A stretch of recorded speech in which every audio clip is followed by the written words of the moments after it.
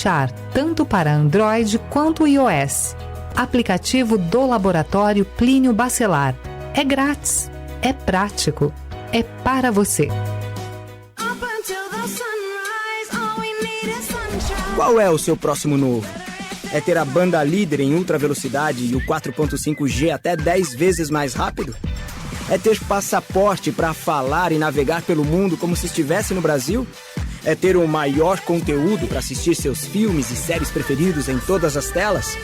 Então vem pra Claro. Acesse claro.com.br/novo e saiba mais. Claro, você merece o novo. No aniversário da Unimed Campus, o benefício mais desejado do mercado vem com condições exclusivas. Contrate o plano empresarial este mês e garanta a isenção total na segunda mensalidade, além de carência zero para consultas e exames simples. Leve para sua empresa a segurança do plano de saúde que é líder de mercado.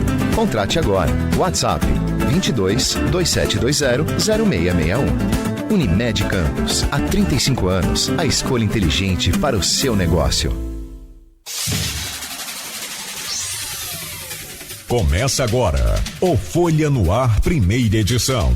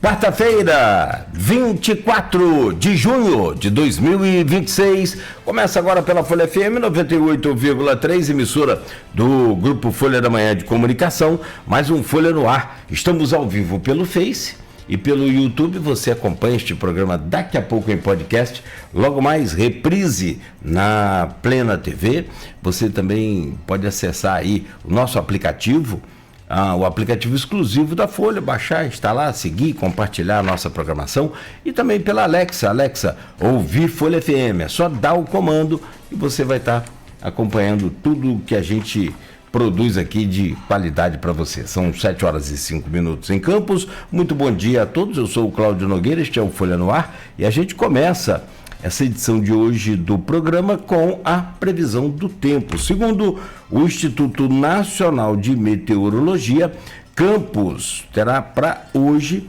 previsão de... havia até a possibilidade de chuva a se confirmar aí, mas não no último boletim, não há mais previsão de chuva para hoje. Tem previsão de chuva para amanhã, aliás, para os próximos dias, mas para hoje, máxima de 28, mínima de 19, agora faz 19 graus aqui no centro da cidade. No programa de hoje, com o jornalista Aloysio Abreu Barbosa na bancada, temos o prazer de receber 2 convidados para a gente falar muito aqui de Copa do Mundo, de Brasil, de política, de Campos, da região. Vamos falar de... seleção brasileira, do técnico Ancelotti e tudo mais. A Roberta Barcelos é professora de História e servidora pública, está com a gente nesta manhã e torcendo para Luiz Henrique entrar logo, o Luiz Henrique do Botafogo, entrar logo mais no lugar do Rafinha, que está machucado, enfim. Mas parece que vai Ryan, do Vasco, que é do João Marcelo Coutinho, engenheiro de produção, que está com a gente nesta manhã também. Já vamos trazer o bom dia de vocês, vamos trazer aí a impressão de vocês sobre esses primeiros jogos aí da Copa do Mundo.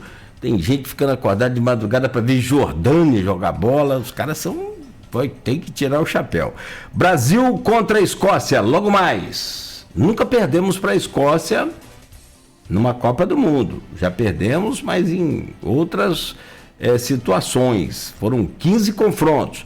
E também, na fase de mata-mata, quem é que vem pela frente aí? Se tá difícil pra gente agora, vem Noruega, vem Holanda, vem Japão. Quem é que a gente pega aí na próxima 16 avos? Também destaque e projeção aí da Copa do Mundo de Futebol. E para fechar, a análise de vocês, a projeção de vocês, com base nas pesquisas sobre as eleições para presidente, governador, senadores do estado do Rio de Janeiro e também deputado federal e estadual aqui da região. Vamos lá, rapidamente aqui para a gente conferir as manchetes de hoje e já a gente começa aí então essa entrevista. No oferecimento de Proteus, serviços de saúde e medicina ocupacional, qualidade certificada ISO 9001-2015, Unimed Campos, cuidar de você. Esse é o plano. Laboratório Plínio Bacelar e vacina Plínio Bacelar, cuidando bem de tudo que te faz bem e com a vacina contra a gripe, para você se proteger aí, ó. Não tomei, embolou meu meio de campo, hein? Esse ano bobeei e aí já era. Radmed Diagnósticos por imagem, sempre à frente. Nos destaques de hoje aqui do programa, Petrobras anuncia investimentos de 24 bilhões de dólares na Bacia de Campos. Em reunião com prefeitos da região, o gerente geral da Unidade de Negócios da Bacia de Campos disse que projeção é para os próximos 5 anos. Pais se impressiona com o Porto do Açu em sua primeira visita. Pai suspeito de espancar bebê, que morreu no Hospital Ferreira Machado, é preso pela polícia. A menina de 2 meses deu entrada na unidade após fratura na perna. Prefeitura de Campos decreta ponto facultativo a partir de 15 horas desta quarta-feira, 3 da tarde hoje, para tudo aí na prefeitura. Tiago Vigílio reclama de conflito dentro do grupo político. Na manhã desta terça-feira, Vigílio chegou a publicar um desabafo em suas redes sociais. A rotatória da curva de Gruçaí é liberada, mas motoristas fazem alerta. Cuidado ali com as mudanças, fiquem atentos. Também, Douglas Ruas repercute números e diz que candidatura é irreversível. Reunião de empresas que poderão atuar no complexo Farol Barra do Furado acontece, né? Será dia 7 de julho. Americano vence o Macaé por 2-1 e avança aí nas oitavas da Copa Rio. São algumas das manchetes de hoje, 7 horas e 10 minutos em Campos. Deixa eu cumprimentar aqui nossos convidados, nossa bancada, e a gente começar esse programa de hoje para a gente entender mais aí um pouco de futebol. Como disse muito bem a Luísio ontem lá no grupo de WhatsApp deste programa e do blog Opiniões, vamos parar aqui para ouvir a Roberta, que entende muito mais do que nós todos. Na hora eu não estava naquela conversa, mas agora eu me coloco naquela relação feita por você. Uma gentileza, sem tamanho. Vamos lá, meu caro, minha querida Roberta, deixa eu trazer o seu bom dia primeiro.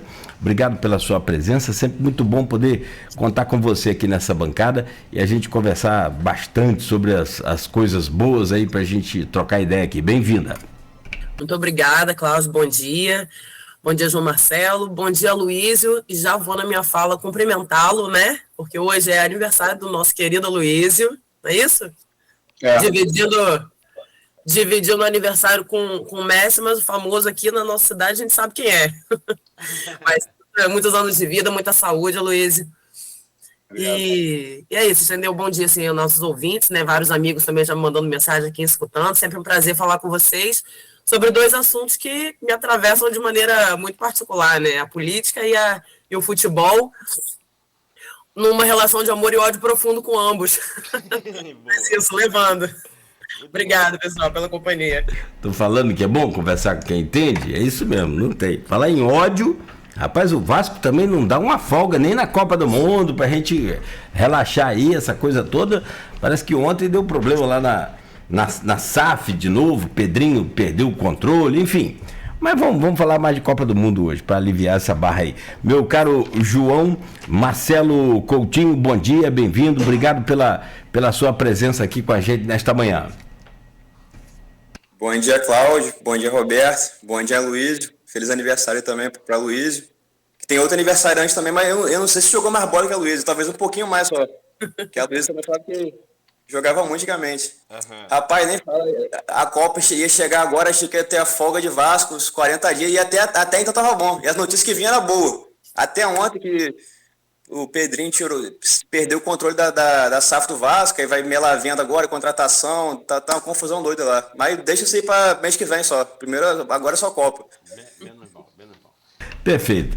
Deixa eu trazer o bom dia, então, porque hoje também, para quem é católico, no caso como eu, a gente hoje comemora e celebra aí o dia de São João Batista, né? São João Batista hoje é o cara, né? Ele é o precursor de Jesus e primo também, né? E vem então para a gente abrir esse dia de hoje, ô Aloysio, trazer aqui a homenagem dos convidados, nossa também aqui dessa bancada, onde somos companheiros, né, no dia a dia. Você não é, como a gente pode falar sempre aqui, não é relação de patrão e empregado, é mais uma relação de amigos, e eu tenho carinho, respeito, sobretudo admiração pelo seu talento, que assim como o Messi faz com as pernas, você faz muito bem com as mãos. Então, parabéns aí para você, saúde, muita paz e mais sucesso cada vez mais aí na sua vida. Bom dia, Luiz. Bom dia, Nogueira. Bom dia, Beto na técnica. Saudações, Beto. Bom dia, Berta. Bom dia, João. Obrigado pela presença dos dois. Vamos conversar um pouco nesses 3 próximos blocos. Bom dia, sobretudo você, ouvinte e telespectador, pelo streaming do Folha no Ar, streaming de Facebook, de YouTube. Aí varia o horário, pode ser boa tarde também, pode ser boa noite, quem vai nos acompanhar pela Plena TV, na reprise do programa.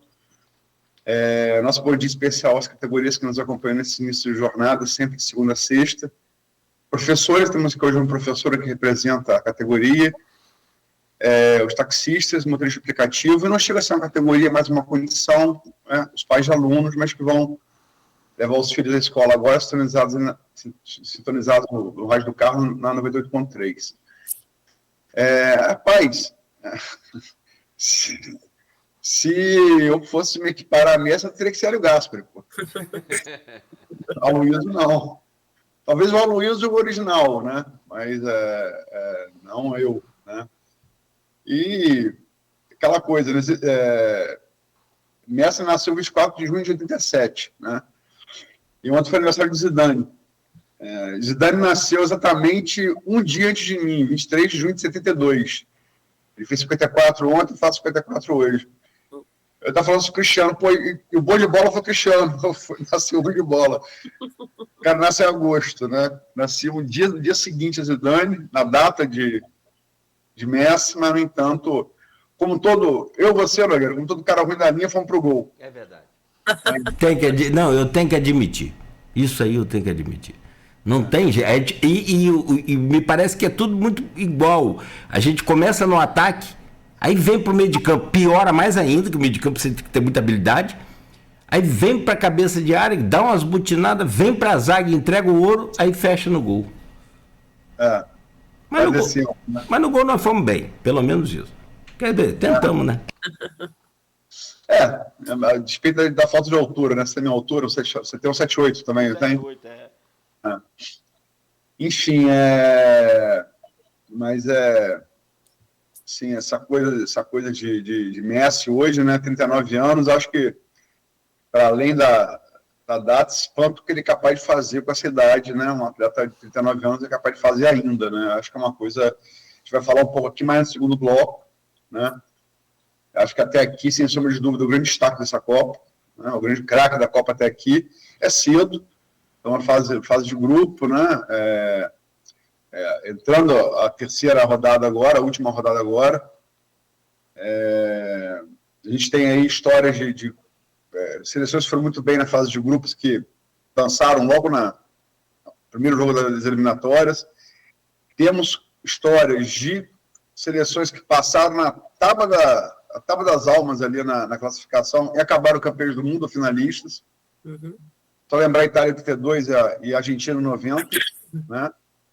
A Itália 32 foi muito mal na primeira fase e eliminou o Brasil de 32, que foi uma seleção brasileira que eu vi jogar. E a Argentina estreou perdendo para Camarões em 90 e acabou finalista, né? Também venceu no dia 24 de junho, dia do aniversário, venceu o Brasil nas oitavas de final. Foi aniversário, acabou a festa, quando aquele gol de caninho de Maradona passou por todo mundo, acabou a festa. É a terceira vez que meu aniversário cai no dia de jogo do Brasil. Foi Brasil e Argentina 1-0 nas oitavas em 90, em 94 foi Brasil e Camarões. Brasil 3-0, né, primeira fase. E agora Brasil e Escócia, né? Uhum. E vamos começar por esse monte. O que vocês esperam nesse Brasil e Escócia de hoje? Nogueira falou, é a quarta vez que se enfrenta para a Copa do Mundo. Perdão, é a quinta vez que se enfrenta para a Copa do Mundo. Foram 3 vitórias brasileiras e um empate, né? É um time britânico. Eu já tive oportunidade de ver jogo da seleção da Escócia, e na Escócia é um povo fanático de futebol, impressionante, muito fanático. Cara. Legal. Em Glasgow.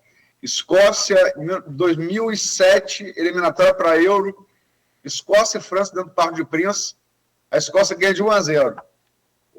Aí sabe gritando na rua com o inglês. Eu entrei na torcida, né? We fuck the French. We fuck the French. Dois nasalado do escocês, né? Mas o que vocês esperam? Esperamos que hoje eles não façam a tradução do fuck com a gente, né? O que vocês esperam do Brasil e Escócia de hoje? Começa pela Roberta. Bom, vamos lá.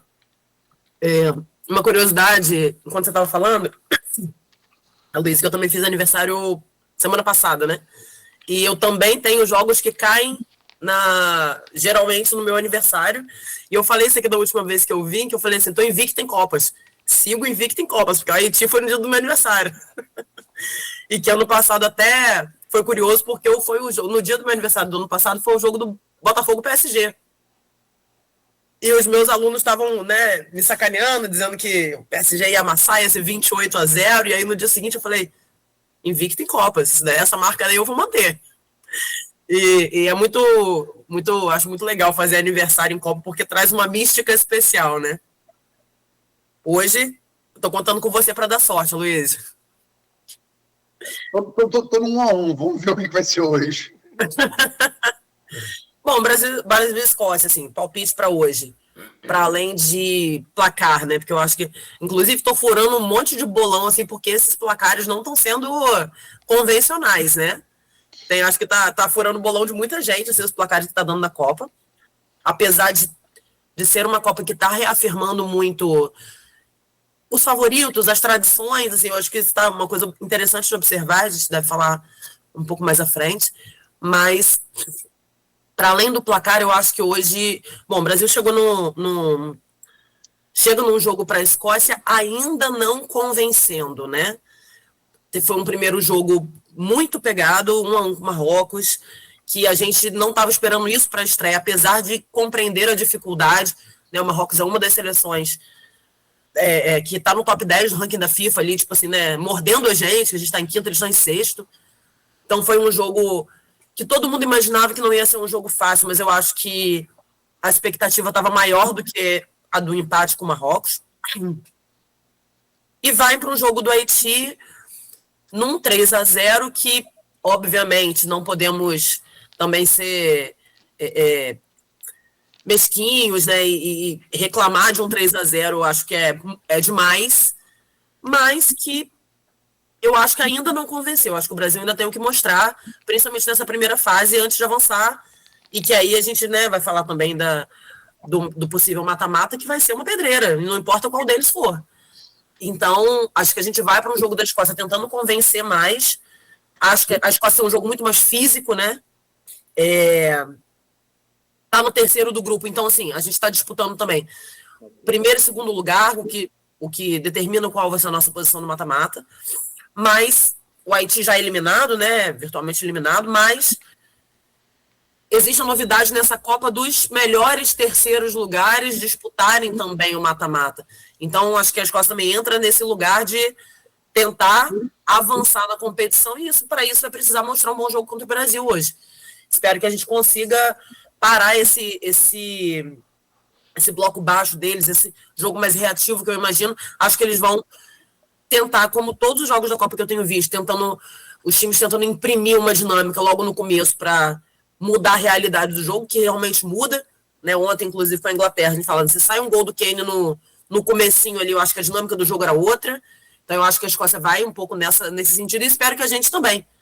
Meu palpite hoje é um 2-0 para o Brasil. Se sair um gol no comecinho, assim, eu acho que pode chegar a ser um 3-0, mas estou otimista, confiante, mas acho que o Brasil ainda precisa mostrar. João? Então, acho que a gente pode esperar uma Escócia hoje, como a Roberta falou, como ela está indo nessa Copa mais reativa, esperar uma linha de 5 atrás, um jogo mais bem fechado da Escócia, porque, como ela foi feliz em lembrar, os 8 melhores terceiros colocados classificam. E o saldo de gols vai fazer muita diferença nisso agora para a seleção se classificar.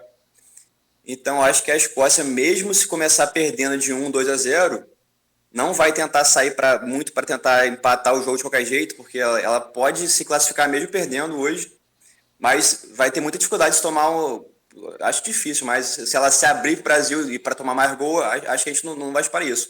Então, acho que a gente pode esperar a Escócia bem fechada o jogo inteiro, mesmo após começar perdendo. E eles têm jogadores com qualidade, tem o McTominay, tem o McGuinn, tem o técnico dele, já está lá há um bom tempo também. A única certeza, para falar a verdade, que eu tenho para esse jogo é que a cerveja de Miami vai acabar, quando vai ser o jogo hoje. Porque o brasileiro acha que gosta de cerveja e não conhece os escoceses. E os escoceses ainda, você falou que a torcida deles é fanática e tal. Eu sou fã da torcida da Escócia, tem um monte de música deles lá, maneiro pra caramba, sobre a seleção. Então vai juntar o brasileiro com os escoceses lá no bar, que os dois são torcida bem amigável, vai acabar a cerveja de Miami, com certeza. E agora sobre o Brasil, mais o Brasil no jogo, a gente não tem o Rafinha, né, que não vinha fazendo uma boa Copa, mas pô, o pessoal tá pegando no pé dele. Mas eu acompanho ele no Barcelona, vejo quase todos os jogos, é um cara que dá para ajudar muito o Brasil indo, muito. No jogo contra o Haiti, apesar dele ter perdido alguns gols, deu para ver que ele ataca muito bem o espaço. Acabou perdendo, né? Mas acho que ele ainda, jogador, consegue crescer nessa Copa. Acho que naquele momento era mais falta de confiança do Rafinha do que qualquer coisa. Espero que ele consiga voltar nas oitavas, se Deus quiser, a gente está vivo lá para ele continuar ajudando. E eu acho que quem vai entrar no lugar dele é o Ryan. Pelas notícias que eu vi a coletiva do Ancelotti ontem. O PVC até perguntou que no lado direito agora ele vai querer dar muita amplitude, perguntou isso, e eles falaram assim, e o Ancelotti respondeu, sem o PVC citar o Ryan, o Ancelotti respondeu, não, o Ryan ele entrou muito bem, dá amplitude para o lado direito, gostei dele contra a Haiti, então, pelas notícias, pelo que ele falou, acho que ele vai começar com o Ryan, que entrou bem contra a Haiti, eu achei um pouco ele tímido, não aquele Ryan que a gente conhece, que sai levando a bola, era um jogo perfeito para ele fazer isso. Mas, pô, o cara, 19 anos, estreando Copa do Mundo, né? Bem difícil. Mas acho que ele pode surpreender e com certeza o Luiz Henrique vai entrar durante o jogo também. Agora, foi o que ela falou. Acho que o Brasil não convenceu ainda. Eu percebi uma crescente contra o Haiti. Foi só 3-0. O segundo tempo foi mais devagar, mas o Brasil criou para fazer 5, 6 gols.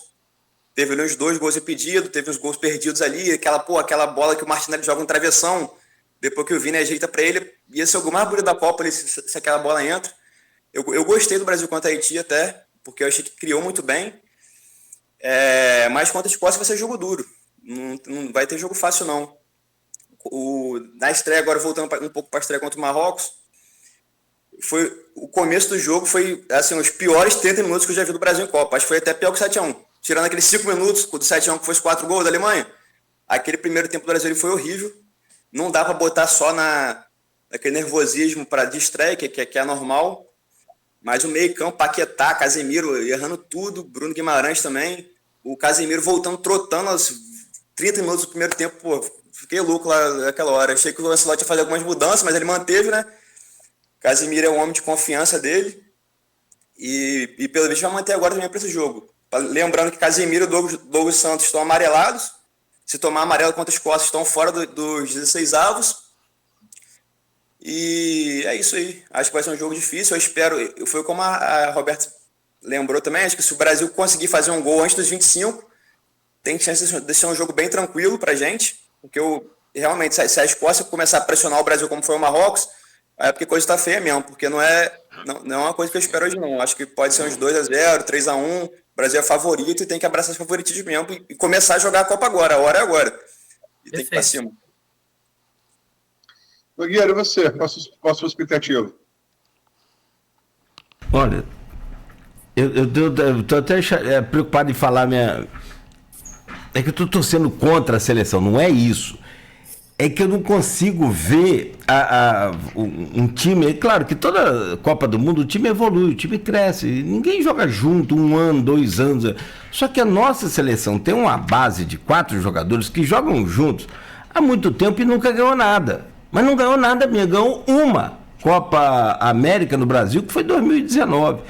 E assim, você vê os caras errando, vocês falaram aqui agora, errando muito, muito, muito, e o técnico mantém a repetição. Eu fico meio que desanimado, a gente vai ficando velho, vai ficando mais ranzinza. Pode ser mimimi, pode, mas eu acho que eu prefiro perder um jogo com o Ryan e com o Hendrick no ataque, ou com o Hendrick, ou com o Luiz, do que continuar perdendo o jogo com o Rafinha. Sinceramente, o cara ele é bom lá no clube. Tem um monte de jogador de clube, chega na seleção, não joga nada. Eu acho assim, Brasil passa, nunca perdeu. Para a Escócia não vai ser hoje, não acredito que vai ser hoje. Futebol é futebol, você sabe como é que é. Ninguém imaginava que a gente ia perder de 7 para a Alemanha, dentro de casa. Aquilo ali foi bem um retrato do que está o futebol brasileiro hoje. Mas para mim, o Brasil ganha e ainda continua sem convencer, porque nada mudou do anterior para este. Acho que 2-0 passa pela Escócia, mas ainda assim sem convencer. E aí eu quero ouvir você também, Aloysio. Rapaz, eu tive eu virei meio escocês depois dessa experiência escocesa. Eu tenho um carinho muito grande pela Escócia. Foi uma coisa se combinar, né? Era o mesmo time de Zidane que chegou à final de 2006, só que já sem Zidane, né? E era um timaço, Henry, no auge dele, né?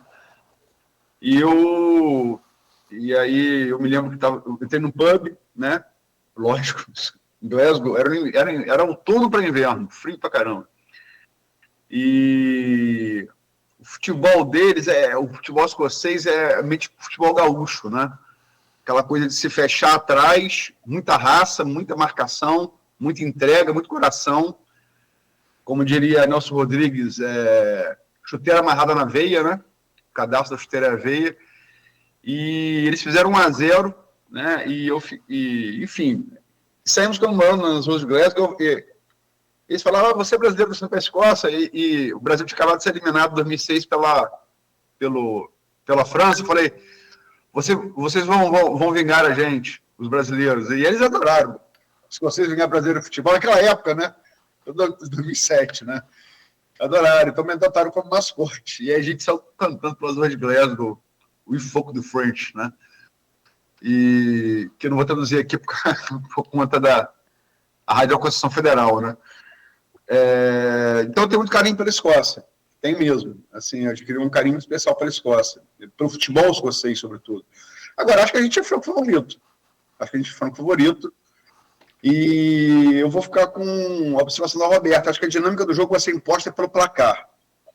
Se o Brasil fizer um gol logo de início, eu acho que as coisas se facilitam. Se o Brasil tiver dificuldades em marcar o primeiro gol, a gente pode ter uma surpresa como a Inglaterra teve ontem, né? Então, hoje em dia, cara, você tem gente que destaque em grandes ligas europeias, em todos os times do mundo, né? Aquela história de não ter mais bobo, realmente não tem mais bobo. Você tem, né? João Marcelo citou o McTominay, né, do Napoli, que é tido como o próprio filho do Maradona, italiano, falou que se Maradona é Deus, McTominay é Jesus, né? Você tem também, como o João citou, o outro meia, o Maguinho do Aston, né? E tem também um lateral muito bom, lateral Robertson, lateral esquerdo, muito bom, do Tottenham também. É um time assim que tem bons jogadores, né? Esse McTominay, ele é bem versátil. Ele joga de primeiro volante e joga de meio ofensivo. Depende é um cara grande, forte, né? Depende da demanda, né? Mas, assim, tecnicamente, é um time bem inferior ao Brasil. E, assim, a gente vai falar dos destaques da Copa. Eu acho que a gente tem um destaque da Copa, até agora, que é o Vini Júnior, né? O Brasil marcou 4 gols, foram 2 gols dele e 2 assistências dele, né? Eu acho que realmente, coletivamente, a gente não está convencendo. O time do Ancelotti ainda não tem cara de time, né? Verdade. Parece mais um ajuntado, né? Você não vê o padrão, ele vai falar de adversários, você não vê, mas nem sombra do que você vê no Japão vendo o Brasil jogar, em termos de padrão de jogo coletivo, nem sombra, né? Nem sombra disso. Mas, assim, a gente tem muitas individualidades, né? E Vini Júnior, que sempre foi cobrado para jogar na seleção que joga no clube, nessa Copa finalmente está jogando, né? Jogando melhor do que estava terminando a temporada do Real Madrid. E eu acho que se a gente fala muito de Neymar, de o Neymar entrar nesse jogo, acho que o Neymar só entra, cara, se o Brasil tiver placar favorável 15 minutos do segundo tempo. Total. Ele não é capaz de jogar, nem capaz fisicamente de aguentar mais que isso, 15, 20 minutos no máximo. Sim. E não vai entrar, se estiver 0-0, não vai entrar se o Brasil estiver perdendo. Não vai entrar nem a pau, né? Nem a pau. Mas eu acho que o grande jogador brasileiro é Vini Júnior. Eu acho que as nossas esperanças passam muito pela atuação dele hoje também, entendeu? E eu acho que, sobretudo, parecendo de Rafinha, essa coisa que o João falou, que entra... É bom lembrar também que o Luiz Henrique, embora tenha sido campeão pelo Botafogo, foi a revelação do Xerém, Fluminense, não é? Verdade. Sim. É que a gente tem uma habilidade e isso é fato, para criar jogadores fantásticos. Só que para administrar e vender, parece que a gente vende igual... O Fluminense tem a habilidade de criar grandes jogadores para os rivais, parece. Exatamente. Deve dessa fonte. Pedro tá aí, Gerson Gerson, na verdade, Gerson começou no Flamengo e depois foi ao Fluminense. Tomou água lá de Xerém e foi embora, é isso aí. Ele começou no Flamengo, na verdade. Mas, enfim, tem também a possibilidade de Martinelli adaptado pela esquerda, eu não acho que ele vai fazer isso. Também não acho. A possibilidade também de bem mais remota, de botar o Igor Thiago na frente, recuar um pouco o Matheus Cunha e botar Paquetá mais aberto pela direita, né? Também eu acho muito remoto, essas duas possibilidades. Eu acho que ele vai mesmo... o João falou de um Ryan, eu acho que ele vai de Luiz Henrique, né? Eu acho que ele vai de Luiz Henrique também. Que é o jogador que ele tem mais...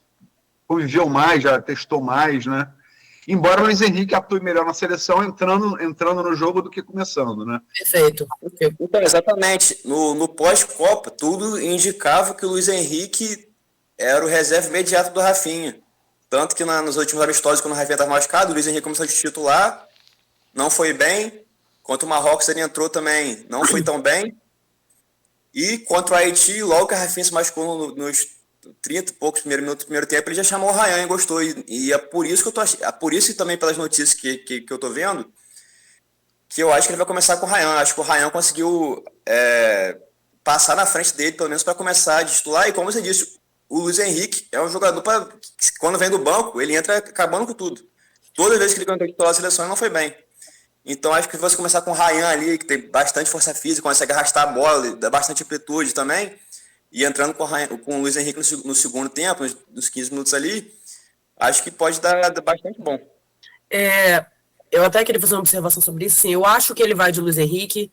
Eu acho que eles têm características parecidas e diferentes, né? O Luiz Henrique e o Ryan, no sentido da jovialidade, da alegria, da imposição, porque eu acho que o Luiz Henrique é um cara que... A maior característica do Luiz Henrique na seleção é que ele não sente o peso da camisa, né? Isso é muito falado, assim, e eu concordo. Eu acho que ele joga muito leve. O Ryan, mais pela idade. O Luiz Henrique, eu acho que ele mistura um pouco da experiência com a alegria da jovialidade, porque ele é mais velho que o Ryan, tem mais experiência de seleção, mas também não é tão velho. O Luiz Henrique tem 23 ou 24 anos. Mas é um cara que já carrega uma Copa América e tal. Acho que ele pode entrar. Concordo com você, João, que ele é um cara que imprime muito, que assim, dá muito certo quando entra no segundo tempo, quando ele entra em substituição, que é uma coisa que eu achava muito do Paquetá, que demonstrou outra coisa a partir desse último jogo, né? Mas o Luiz Henrique entrava no segundo tempo para fazer isso quando ele era o substituto imediato do Rafinha. Hoje, quando não tem mais o substituto imediato do Rafinha, eu acho que ele tende a ser a substituição imediata, né, a primeira escolha. Mas, assim, todos esses palpites, eu acho que eles são simplesmente palpites, porque se tem uma coisa que o Ancelotti tem é a capacidade de surpreender. Então, pode não ser absolutamente nada do que a gente está dizendo, apesar da gente ficar sempre especulando nessa coisa do não repetir escalação, né? O Ancelotti é muito bom nisso, em surpreender aquilo que a gente consegue analisar. Mas o meu palpite ainda é o Luiz Henrique, como a substituição de Ryan. Acho que a gente vai estar muito bem servido dos dois, viu? Nem o Ryan, nem o Luiz Henrique fizeram um excelente jogo contra o Haiti, mas eu acho que os dois têm muita capacidade de fazer e espero que a gente possa contar com ambos hoje. O Luiz Henrique é um jogador que eu gosto muito, craque. Acho aquela jogada. Não estou comparando o jogador, não, pelo amor de Deus, mas aquela jogada de cortar da direita para a esquerda por chute de canhota me lembra muito a jogada. Por favor, a jogada. Messi. Com muitas aspas. A jogada. Agora, todo mundo sabe o que ele vai fazer e não consegue pegar. A gente também tem que lembrar que a Escócia nunca passou para a eliminatória e está jogando a história do seu futebol também hoje, né? Você acha que isso pode interferir? Começa agora por você, João. Então, foi o que eu tinha falado. Como os 8 melhores terceiros lugares vão passar hoje, o saldo vai ser muito importante hoje. Então, acho que a Escócia... Eu acho que eles não estão contando com a vitória. Eles estão contando com tentar não tomar tanto gol, porque a Escócia, se eu não me engano, tem em primeiro lugar nesses 8 terceiros. Então, é muito difícil a Escócia ir para ser o nono, o pior terceiro lugar. Só se tomar uma goleada de 5, 4-0, 6, não sei. Então, acredito que isso vai ajudar a Escócia a não se abrir tanto para o jogo, mesmo perdendo, porque eles não precisam da vitória e nem do empate, provavelmente. Eles precisam manter o saldo que eles têm para tentar essa classificação histórica deles. Roberto? Não, eu concordo, né? Tá falando com o João assim. Eles têm uma facilidade que é o Haiti já eliminado. Então, isso já garante uma certa tranquilidade, tanto para a gente quanto para eles, no sentido, né, de posição ali no grupo, mas, obviamente, para eles tem um ativo maior, porque eles precisam passar com um bom terceiro lugar. Então, acho que eles vão vir com muita raça, acho que eles vão vir muito fechados, como eu falei, tem um jogo muito físico, vão tentar buscar na reação. Aí cabe a gente, assim, uma coisa que eu achei tanto no Haiti e mais ainda no Marrocos é a nossa desorganização. Eu acho que a gente não está conseguindo manter a calma e a tranquilidade para conseguir levar o jogo na superioridade técnica que a gente tem, inclusive hoje. Então eu espero que isso seja o nosso ativo de hoje, de conseguir ter calma e cautela para ultrapassar essa barreira que a Escócia vai impor, porque é isso, para eles é o jogo da vida, que nunca passaram de fase, mas que também vão com uma certa tranquilidade. Então, eu acho que vai ser administrar essa ansiedade que vai definir qual é o placar de hoje. Gente, próxima fase, vamos combinar que assim, o Brasil tem muita possibilidade de se classificar, né? Primeiro ou segundo do grupo. Também a rede de baixo trapézio, que é o terceiro, né? Para ter pela questão de saldo, caso perca.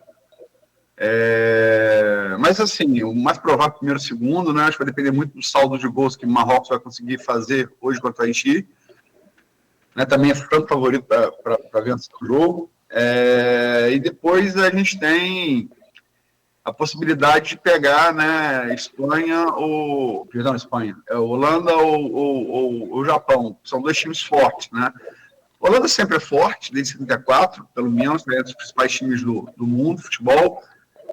Ainda que nunca ter sido campeão, chegou a 3 finais da Copa do Mundo, né?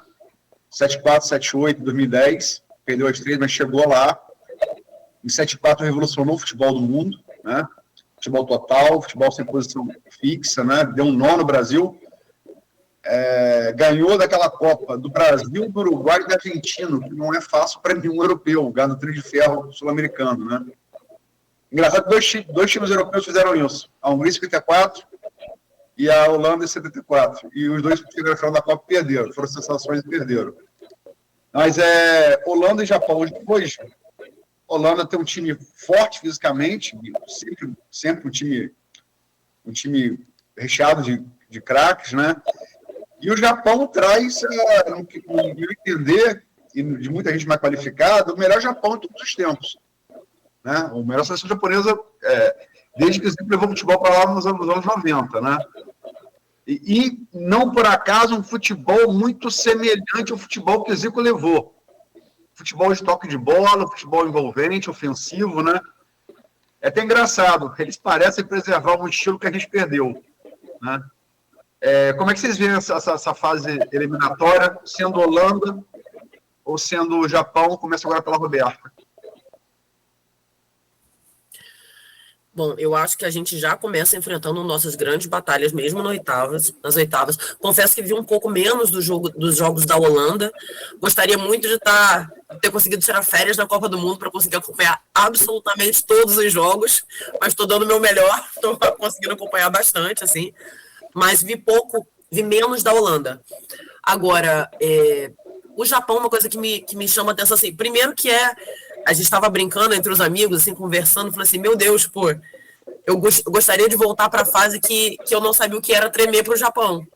Tremer no sentido de reconhecer um adversário competitivo, né? Obviamente não é de camisa tem peso, tradição tem peso, tudo isso, mas assim, reconhecer que o Japão é um adversário extremamente competitivo e que pode dar muito trabalho e eventualmente vencer.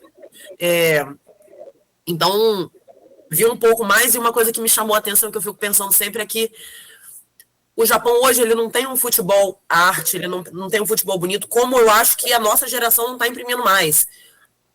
Para além de Messi, né, que tem feito um outro trabalho nessa Copa, mas eu acho que o futebol da nossa geração, o futebol de 2026, é um futebol muito mais tático e eficiente, no sentido de menos arte, sabe? E eu acho que o Japão imprime exatamente isso.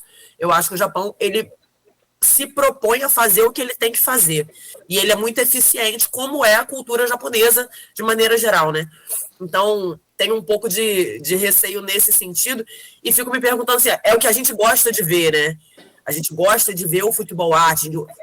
O futebol que o Brasil levou para o mundo foi esse tipo de futebol, e a gente hoje sente um pouco de falta, salvo, no nosso caso também, Vini Júnior. Vini Júnior está demonstrando um futebol, assim, para além de eficiência. Que beleza de futebol. Fico muito feliz, inclusive, por ele estar sendo esse destaque, comprovando isso nas Copas. Acho que tem sido uma Copa onde os craques têm puxado outros craques, no sentido da competitividade individual ali, né? E acho que o Vini Júnior tem se sentido puxado nesse sentido, e espero que avance ainda mais. Mas iria com cautela para ambas as escolhas. Assim, a Holanda, como a Luísa falou, né, é uma máquina de Copa. A gente já sofreu. A minha primeira lembrança de Copas é Copa de 94. Então, a Holanda tem quase que um estigma, assim, que o Brasil precisa superar. E o Japão, essa essa potência emergente que vem com essa eficiência que é o que funciona. A gente fala que futebol é bola na caixinha. E o Japão tem feito isso com maestria, assim, tá? Sendo eficiente, funcional, que é o que precisa para chegar à final e vencer. Na tática, na perspectiva deles. E eu espero que o Brasil conte com aquilo que a gente faz melhor, que é a alegria que a gente tem encontrado pouco. Eu acho que essa coisa da gente não funcionar como um grupo, que a Luísa trouxe, né? A gente ainda não funcionar como um time, que é uma coisa que a gente vê perfeitamente numa Argentina que não é favorita à toa, numa França que não é favorita à toa. A gente não consegue ter esse entrosamento, e até o Danilo falou isso em entrevista recente, né? Sobre a maturidade das seleções, mas eu espero piamente que a gente consiga trazer a essência do nosso futebol, a identidade do nosso futebol, e aí não tática, não estratégica, mas eu acho que a nossa essência mesmo, que é essa criatividade no futebol para superar essas duas seleções. João? Espanha ou Holanda? Espanha ou Holanda, perdão. Japão ou Holanda? Holanda e Japão. Olha, você falou bem, Holanda é uma seleção, tipo assim, é um pecado do futebol a Holanda não ter uma Copa do Mundo, eu acho. Por tudo que você falou aí já, revolucionou o futebol com o Cruyff em 74, futebol total, tem 3 vices até. Se eu pudesse, eu tirava o título da Inglaterra e daria para a Holanda, porque a Inglaterra, apesar de o país viver futebol, ter a Premier League, a liga mais disputada do mundo, em seleções, eu acho a Holanda, historicamente, é maior do que a da seleção inglesa, tirando aquele título lá de 66, né? E o Brasil, acho que o principal motivo para o Brasil passar em primeiro, além de poder escolher, teoricamente, entre a Holanda e o Japão, porque o Brasil pode ficar em primeiro e a Holanda pode muito bem ficar em segundo e o Brasil pegar a Holanda. Então, não tem como a gente fugir da Holanda, fugir do Japão, porque os jogos vão ser depois do Brasil, o Brasil já vai estar definido. E a gente não consegue saber, porque o Holanda e o Japão estão empatados. O Holanda está com um gol pro a mais, eu acho só. Tem totais possibilidades da Holanda ficar em segundo ainda. Apesar de eu achar que a Holanda vai ficar em primeiro, porque vai pegar um adversário mais frágil, que é a Tunísia. E o Japão pega a Suécia, que é um adversário melhor. O principal motivo... Não o principal, vou falar aqui. O segundo principal motivo para o Brasil passar em primeiro foi porque a CBF ela fez toda a logística da seleção pensando em passar em primeiro no grupo. O CT do Brasil lá hoje, ali na Costa Oeste, o Brasil passando em primeiro, todos os jogos vão ser por ali. O Brasil vai viajar no máximo ali, contando todas as viagens, acho que 1.000 quilômetros. Um jogo é em Texas, o outro é Califórnia, não sei o quê, tudo ali pertinho onde o Brasil está. Fez todo para a gente pensar nisso. Se o Brasil, por acaso, passar em segundo lugar, logo nos 16 avos, vai ter que ir lá no México jogar. Atravessar já 7.000 quilômetros e tal, e o Ancelotti sabe muito bem que isso pesa muito. O Ancelotti era auxiliar técnico da Itália em 94, e ele disse que um dos fatores que pesou muito para a Itália naquela final foi que a Itália foi uma das seleções que mais tinha viajado naquela Copa. Os Estados Unidos é grande, então isso atrapalha muito. Por exemplo, se o Brasil ficar em segundo, vai ter que ir para o México, depois teria que voltar lá para a Califórnia, depois ia ter que ir para Los Angeles, que ia atravessar os Estados Unidos inteiro e ia desgastar demais, poderia perder até um dia de treino ou outro e tal. Então esse acho que é o segundo principal motivo. O principal motivo que o Brasil tem que passar, que os jogadores têm que botar em mente, é que se o Brasil passar em primeiro, o Brasil vai jogar segunda-feira às 2 horas. Se passar em segundo, vai jogar segunda-feira às 10 horas. E a gente não teve uma folga por causa do Brasil nessa Copa ainda. Se passar em segundo, 2 horas, o trabalhador quer folga. O jogador tem que pensar para ajudar os brasileiros a conseguirem ter esse dia off na segunda-feira. Que se for às 10, não vai ter nada. Como está sendo... Porque, todas as Copas que eu me lembro, teve um jogo do Brasil de manhã, de tarde ali, que deu a folga pra gente. Agora os jogadores têm que pensar nisso também. Brincadeiras à parte, agora já pensando nas eliminatórias, acho que o Brasil, apesar de não ter uma ideia de jogo firme já, como Japão, França, gente, mas também o Ancelotti tem um ano de trabalho praticamente. Verdade. Em comparação, o Deschamps está na França desde 2012, 14 anos. Scaloni está na Argentina desde 2018, depois da Copa. O técnico do Japão também está de 6 anos. O Ancelotti tem 13 jogos com a seleção, eu acho. É um tempo difícil para ele conseguir dar seu estilo de jogo, Isso é culpa também da bagunça que foi o ciclo do Brasil, né? Que foi o pior ciclo que eu me lembro de me ver. Mas para os otimistas, o Brasil só ganha a Copa quando faz um ciclo ruim, como foi em 94, 2002. Mas eu acho que o Brasil tem tudo para crescer. Quem acompanhou os últimos trabalhos do Ancelotti no Real Madrid, as 2 Champions League que ele ganhou, percebia que o Real Madrid ia lá como quem não queria nada, passava a fase de grupo, ninguém dava nada para o Real Madrid, ia crescendo no mata-mata, jogando no estilo dele ali, mais reativo, mas sem um futebol sem encantar, futebol mais pragmático, mas vencendo. Então eu espero que o Ancelotti consiga imprimir, ter um pouco desse Real Madrid vitorioso que ele teve nos últimos anos, que ele consiga fazer isso no Brasil também, que ele tem o principal jogador que ele tinha no Real Madrid, que é o Vinícius Júnior. Que, como você falou, é um dos destaques da Copa, porque ele não está com 5 gols, 4 gols igual o Messi, Mbappé, mas tem totais condições de ser... se o Brasil for tentar chegar longe, vai passar pelo Vinícius Júnior. Como você falou, o Neymar tá aí, tá no banco lá, se jogar hoje vai ser 10, 15 minutos, se o Brasil estiver ganhando, o craque do Brasil hoje é o Vinícius Júnior. A responsabilidade tem que estar com ele. E graças a Deus ele está conseguindo nessa Copa imprimir o futebol todo que ele já mostrou nos últimos anos, que até então não tinha mostrado na seleção. E isso é muito... Ele está confiante, às vezes até demais. No Haiti, contra o Haiti mesmo, ele teve 2, 3 bolas que ele podia ter soltado mais rápido para o Brasil fazer um gol, ele está segurando. E teoricamente, se o Brasil pegar, acho que a Holanda e o Japão, acho que os 2 jogos são duros, mas eu acredito que dá para passar, e teoricamente vai ter um jogo adversário mais frágil nas oitavas. Provavelmente vai ser a Noruega, que é difícil, tem o Haaland, o Odegaard, mas eu acho que é mais fraco que Holanda e Japão. E Brasil é isso, né? Se o Brasil conseguir 1, 2 vitórias ali, é difícil, mas dá para ganhar. Se o Brasil conseguir crescer na Copa, chegar nas quartas de finais ali com 2 vitórias, já vai ser outro time, outra competição agora. E eu acho que a gente tem tudo para acreditar que dá para a gente fazer uma boa Copa ali, pelo menos até as quartas de finais. E de lá para cá aí é Copa, né? Quem ganhar, quem tiver um dia melhor, ganha. Bom, aqui, eu estou ouvindo seu comentário e refletindo que o Ancelotti tem 14 jogos pela seleção e 14 times. De entrada de jogo, tá? Na mudança depois, 14 times. A zaga que estreou na Copa contra o Marrocos nunca tinha jogado junto. Nunca, foi a primeira vez que jogou foi contra o Marrocos. E eu acho que a Guedes também foi nova. E esse time que vai jogar contra a Escócia hoje também vai ser provavelmente a primeira vez que vai jogar o time. Foi o que a gente viu lá na fase de cobertura dos nossos filósofos lá. O Brasil é aquele aluno que está entrando na escola no meio das provas, querendo saber qual matéria querendo estudar, não sabendo que dia é hoje, está perdido, está tentando fazer isso, está montando o carro em movimento, mas a sorte de ter um Ancelotti, se tem um cara que consegue fazer isso, é um Ancelotti. Ele tá lá, o Ancelotti tem o maior salário de técnico do mundo, 10 milhões de dinheiro por ano, ganha mais, quase o dobro do terceiro lugar, e ele tá lá para isso. Se tem alguém para resolver isso, é um Ancelotti, eu acredito nele. Deixa eu fechar esse bloco aqui, pra gente fazer um intervalo, mas antes deixa eu trazer o Aloysio, o que não é preferência, é que na lógica do futebol e do conhecimento que se tem técnico e tático, o que seria melhor, o que seria mais fácil, o que seria mais viável para o Brasil no próximo jogo 16avos, já no início desse mata-mata? Holanda, com sua tradição,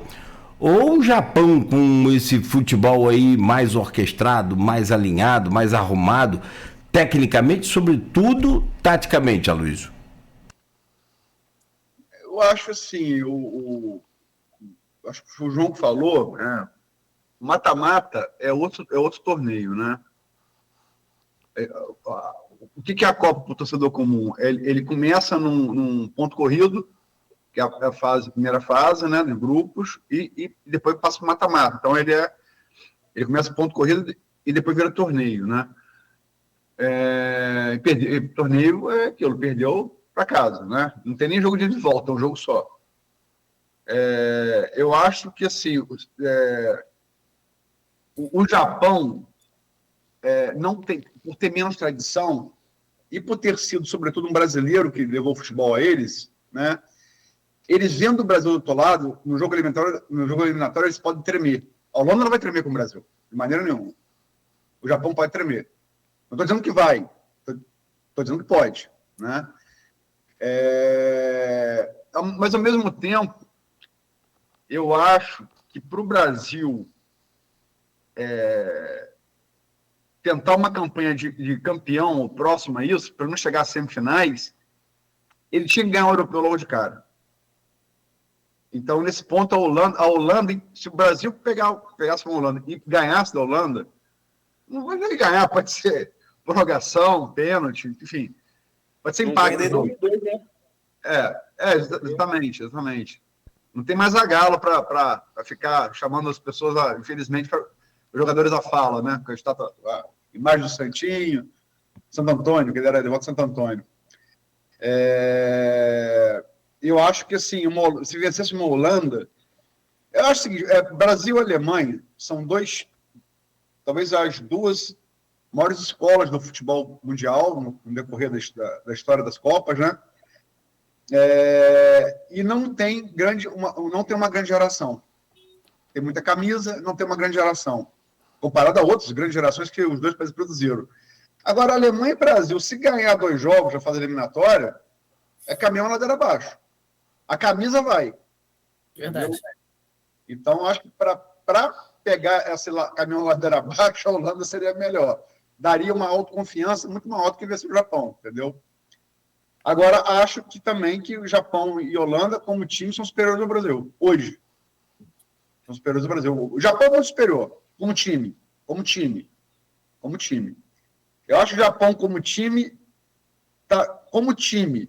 não destaque individual. Eu coloco ao lado da França e da Espanha, como time. Aí chega na individualidade, ele está bem abaixo, mas como time, né? O Japão está com essa Copa aí, está sendo os 3 melhores jogadores. Deus da Copa. Imagina com isso aí. E a gente tem que lembrar também que, a gente está descascando a seleção aqui há 4 anos já. O Brasil é penta indo para o resto do mundo. Eu vi já, esqueci agora, alguma página grande, BBC, não lembro, alguma página grande mesmo, confiável, falando que a torcida da Holanda está fazendo uma campanha para perder para a Tunísia para fugir do Brasil da Copa. Os holandeses, os caras também têm medo da gente. Ainda bem. A torcida, né? A torcida. Apesar do Brasil estar ruim, todos os comentários que eu vejo do Grigo falam assim, Brasil finge morto, o Brasil não está morto não. A gente também tem que lembrar que o Brasil para os outros, a gente é bicho papão.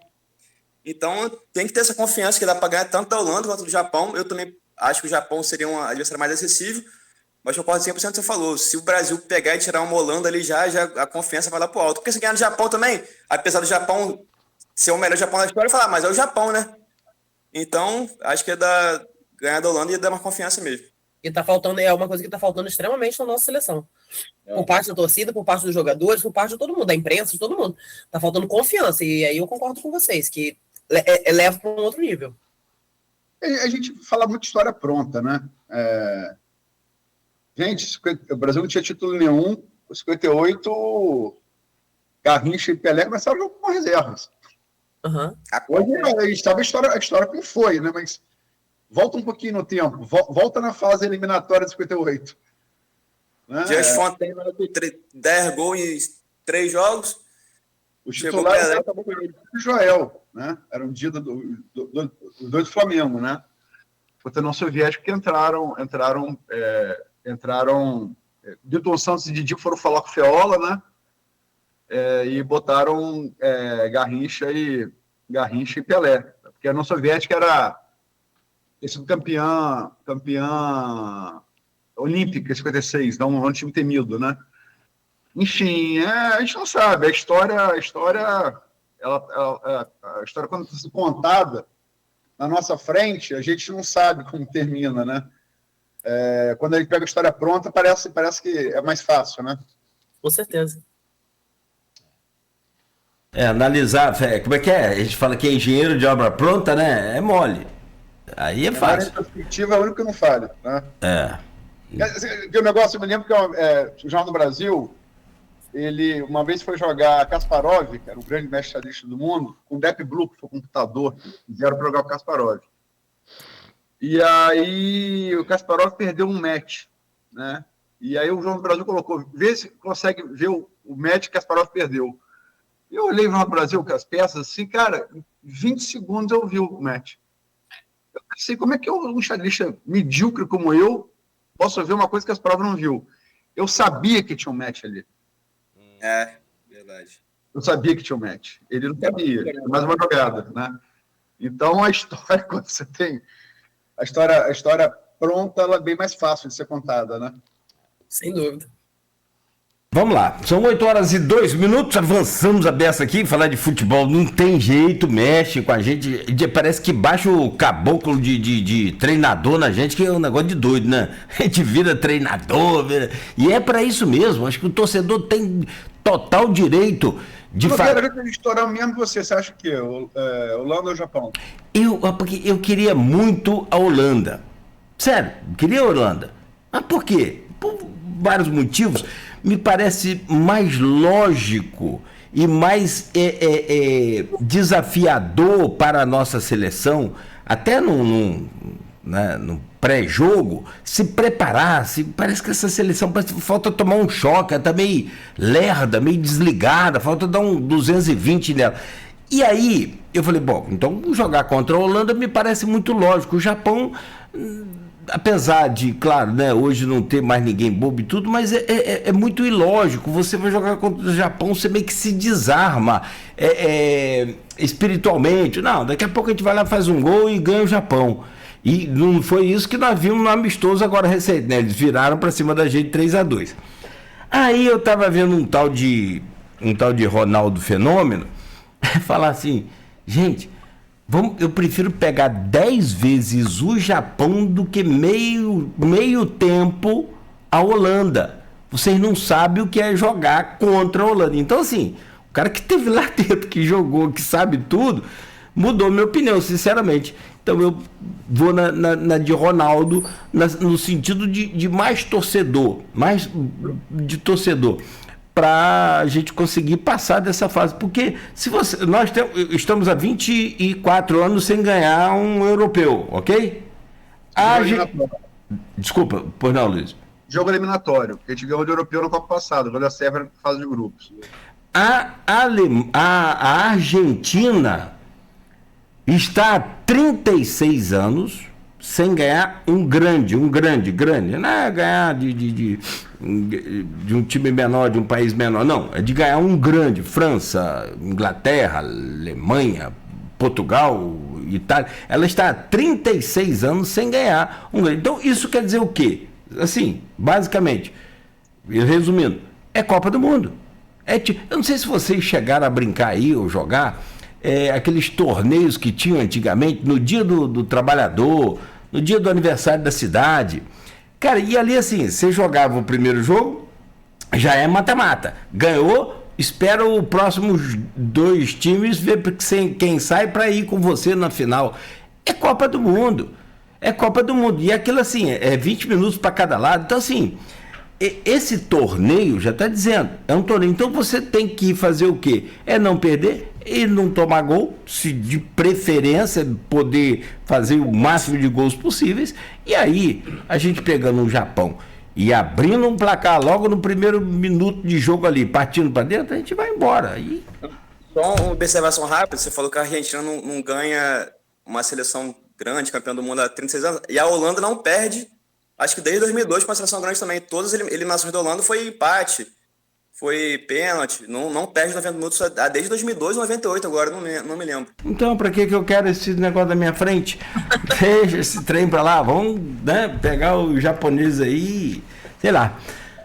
É aquela história, hoje o Brasil depende muito da força individual. Coletivo a gente não vejo time coletivo. Aliás, para dizer a verdade, a Luiz abriu o programa falando que eu sempre assim, é um embolo dentro de campo. Ele não usou esse termo, mas usou alguma coisa parecida, né, Luiz?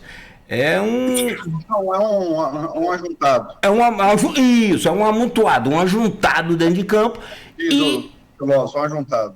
Perfeito. E o Vini Júnior parece que resolveu deixar a preguiça de lado e resolveu jogar bola na seleção. Parece que, sabe, alguma coisa aconteceu. Não sei se foi Virgínia, se não foi, mas foi. Aqui, 8-6. Mas então que venha o Japão. Talvez seja a única virtude de Neymar, na convocação de Neymar. Eu falo virtude presente, né? ele talvez tenha tirado o peso da cobrança do Vini Júnior. Isso falava muito, com certeza. Daí... Faz sentido. Neymar vai... Você sem o peso da cobrança, você se solta. Faz sentido. Total. Absoluto. Quem compete sabe disso. Ô, gente, chama de chato, não vou ter um intervalo aqui. Rapidinho. A gente volta já e vamos falar mais de Brasil, vamos emendar aí, vamos falar de destaques da Copa do Mundo também, e aí a gente já vai para fechar e falar de eleição, falar de números, de pesquisas e tudo mais. São 8h07 em Campos, a gente segue aqui com o jornalista Luiz Abreu Barbosa hoje na bancada. Estamos conversando com a Roberta Barcelos, professora de História e Servidora Pública, e João Marcelo Coutinho, engenheiro de produção, ao vivo aqui na Folha FM, oferecimento de Proteus, Unimed Campos, Laboratório Plínio Bacelar, Vacina Plínio Bacelar e Radmed Diagnósticos por Imagem.